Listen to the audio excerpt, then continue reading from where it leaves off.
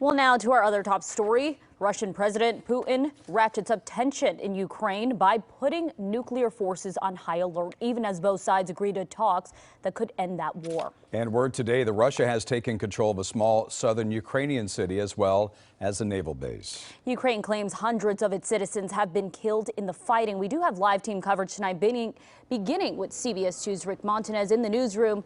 Rick, with the very latest developments. Yeah, Leslie and Jeff, 352 Ukrainian civilians have been killed during Russia's invasion, including 14 children. Delegations from both Russia and Ukraine have agreed to meet Monday in Belarus, north of Chernobyl. Ukraine's president says he's open to talk, but not hopeful, and he will not willingly give up any territory. New video shows what Ukrainian military claims to be a drone strike against Russian forces. And in the port town of Mykolaiv, shelling hit the outskirts, leaving military equipment and homes destroyed, but Russian forces unable to take over the town. Video from a suburb of Kyiv appears to show a line of Russian tanks and armored trucks bombed out and still smoking, an attempt by Ukrainians to slow Russian troops. Kyiv's mayor says his city of almost 3 million is completely surrounded. And new satellite imagery shows hundreds of Russian military vehicles only about 40 miles away. Sunday, street fighting broke out in Ukraine's second largest city, Kharkiv, forcing a children's hospital to relocate to an underground bomb shelter.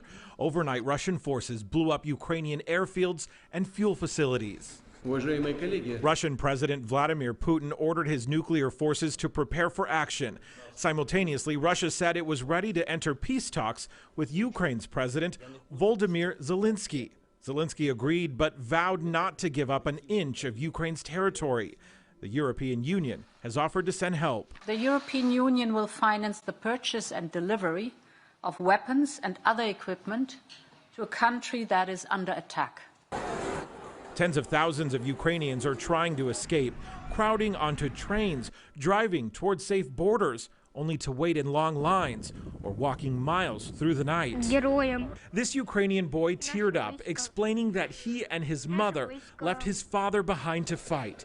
Some Ukrainian men living outside their home country are returning. I just can't sleep calmly.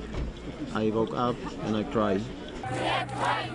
Tensions are also high in Russia. In protests around the country, Russians chanted "No to war," and police in riot gear detained more than 2,000 people at several anti-war protests. The Russian advances have been slowed by what one U.S. official tells CBS News is the creative and stiff resistance by Ukrainians. The United Nations will also gather in a special meeting tomorrow as fears rise since Putin put his nuclear forces on high alert. Back to you.